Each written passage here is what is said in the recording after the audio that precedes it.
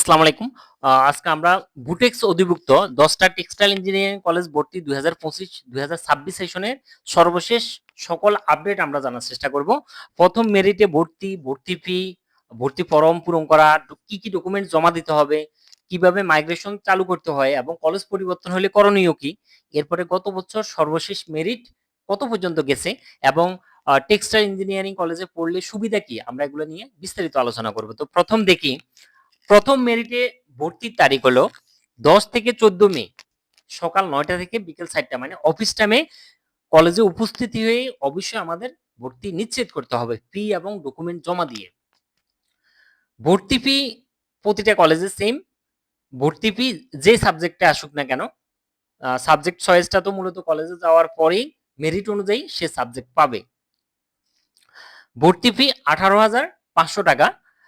এক্ষেত্রে আমরা কলেজের থেকে পরামর্শ নিব যে যে কলেজে ভর্তি হবো সেখানে আমরা পরামর্শ নিয়ে যে টাকাটা আমরা কি নগদ জমা দিব নাকি ব্যাংকে জমা দিব, আমরা সেটা অবশ্যই জেনে নিব। নগদ ক্যাশ জমা দিতে বললে ক্যাশ জমা দিব, অথবা ব্যাংকে জমা দিতে বললে ব্যাংকে জমা দিব। জমা দেওয়ার সময় আমরা জমা দেওয়ার পর রসিদটা অবশ্যই সংগ্রহ করে রাখবো, এটা কাজে লাগবে। এবার আমরা দেখি যে মাইগ্রেশনে কিভাবে আবেদন করতে হয়।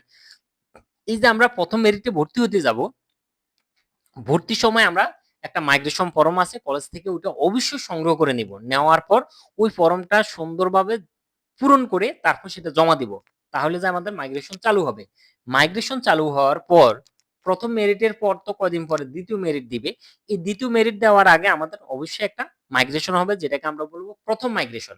এরপর আবার যদি তৃতীয় মেরিটও দেয়, যদি দেওয়া লাগে আশঙ্কালি থাকে, তৃতীয় মেরিটের আগে আরেকটা মাইগ্রেশন হবে, যেটাকে বলা হয় দ্বিতীয় মাইগ্রেশন। এই প্রথম এবং দ্বিতীয় মাইগ্রেশনে যদি কারো কলেজ পরিবর্তন হয় এবং সে যদি নতুন কলেজে ভর্তি হইতে ইচ্ছুক বা নতুন কলেজে গিয়ে ভর্তি হয়, তাহলে সেক্ষেত্রে তাকে 4,000 টাকা, আগে তো 18,500 টাকা দিয়ে ফেলছে, এখন নতুন কলেজে গিয়ে তাকে আরো 4,000 টাকা নগদ জমা দিয়ে ভর্তি, নতুন কলেজে ভর্তি নিশ্চিত করতে হবে।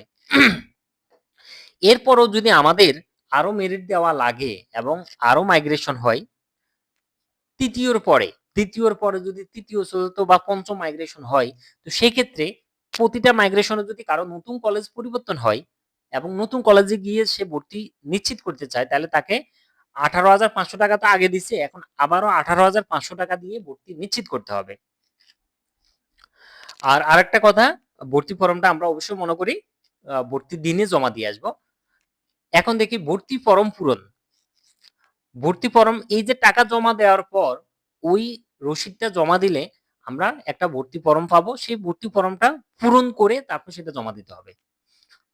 স্বাস্থ্য সনদ, স্বাস্থ্য পরীক্ষা হবে, তারপর রিপোর্ট বের হবে, তারপরে স্বাস্থ্য পরীক্ষা একটা ফর্ম আছে, ফর্মটা পূরণ করব। এই সবগুলো কাজ আমরা করে জমা দিয়ে আসবো। তো এটার জন্য এত টেনশনের কিছু নেই। জাস্ট ওখানে যাওয়ার পর যে স্বাস্থ্য সনদের বা এই স্বাস্থ্য পরীক্ষার জন্য একটা ফর্ম আছে, সেই ফর্মটা আমরা পূরণ করে সেটা জমা দিব। এবার আমরা দেখি ভর্তির সময় কি কি ডকুমেন্টস লাগবে।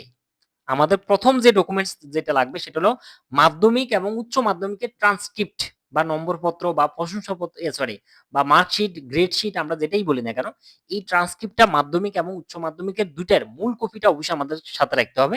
তারপর উচ্চ মাধ্যমিকের রেজিস্ট্রেশন কার্ডের মূল কপিটা সাথে রাখবো। তারপরে সদ্য তোলা 3 কপি পাসপোর্ট সাইজের ছবি আমরা সাথে রাখবো। এরপরে ভর্তি ফর্মটা অবশ্যই জমা দিব, স্বাস্থ্য সনদ জমা দিব। আর কারো যদি কোটা থাকে তাহলে সেক্ষেত্রে কোটার যে সনদটা, সেই সনদটা অবশ্যই সাথে রাখতে হবে।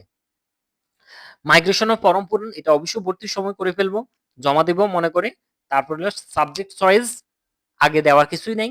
ভর্তির দিন আমরা ইনস্ট্যান্ট ওখানে চয়েস দেওয়ার অপশন পাবো, এই ক্ষেত্রে মেরিট অনুযায়ী সাবজেক্ট পাবে, সো এটা নিয়ে টেনশনের কিছু নেই। এরপর আমরা দেখি সর্বশেষ মেরিট, গত বছর সর্বশেষ কোন কলেজ থেকে কত মেরিট পজিশন থেকে সাবজেক্ট পেয়েছে এবং এই বছর কত মেরিট থেকে চান্স পেতে পারে, আমরা এটা নিয়ে একটু আলোচনা করব। তো 24-25 সেশন মানে গত বছর পাবনা টেক্সটাইলে সর্বশেষ 1,084তম মেরিট পজিশন থেকে সাবজেক্ট পেয়েছে।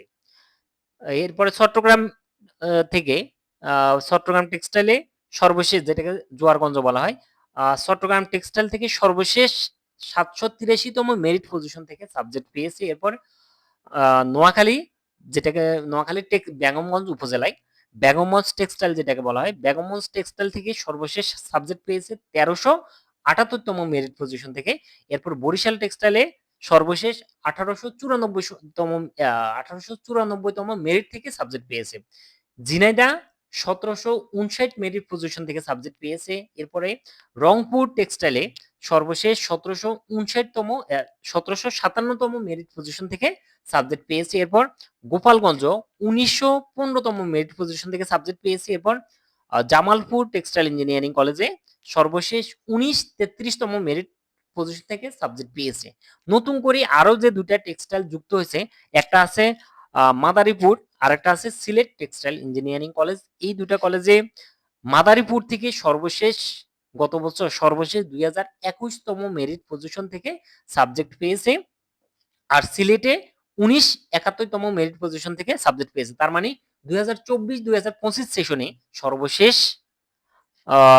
2021তম মেরিট পজিশন থেকে সাবজেক্ট পেয়েছে। তো এই বছর আমরা একটু দেখি প্রথম এবং দ্বিতীয় মেরিট পর্যন্ত মোটামুটি আমাদের 1700 থেকে 1800 পর্যন্ত আমরা ধরে নিব যে প্রথম দুটা মেরিটে এই পর্যন্ত যাওয়ার সম্ভাবনা আছে।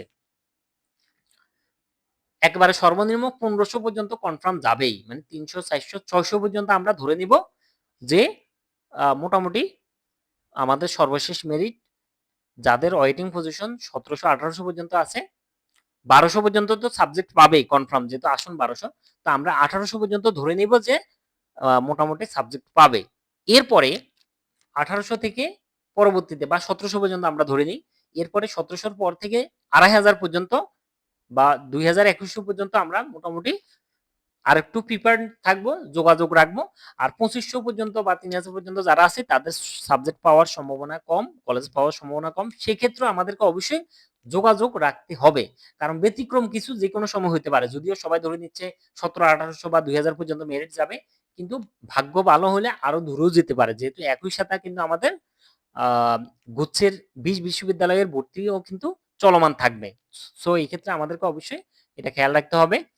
তো এটাই ছিল আমাদের 10টা টেক্সটাইল ইঞ্জিনিয়ারিং কলেজ 2025-2026 সেশনে ভর্তির সর্বশেষ আপডেট। আর আরেকটা কথা আমাদের যেটা বলতে হবে সেটা হলো টেক্সটাইলে পড়লে আমাদের সুবিধা কি। টেক্সটাইল ইঞ্জিনিয়ারিং এর সুবিধা ওইটাই যে আমরা নরমালি টেক্সটাইল ইঞ্জিনিয়ারিং হিসেবে আলাদা যে সার্কুলার সেটাতে আমরা স্পেশালি আবেদন করতে পারবো। এছাড়া নরমালি যে গভর্নমেন্ট জবগুলো আছে বিসিএস ব্যাংক সহ সকল জবে কিন্তু আমরা যেহেতু বিএসসি অনার্স করা আছে সেক্ষেত্রে আমরা অবশ্যই আবেদন করতে পারবো। তার মানে কি তারা দুইটা সুবিধা পাচ্ছে, ইঞ্জিনিয়ারিং একটা হলো ইঞ্জিনিয়ারিং সাইডে সে আবেদন করতে পারতেছে, আবার জেনারেলও সে আবেদন করতে পারতেছে। তো এটাই ছিল আমাদের সর্বশেষ আপডেট। ধন্যবাদ। আসসালামু আলাইকুম।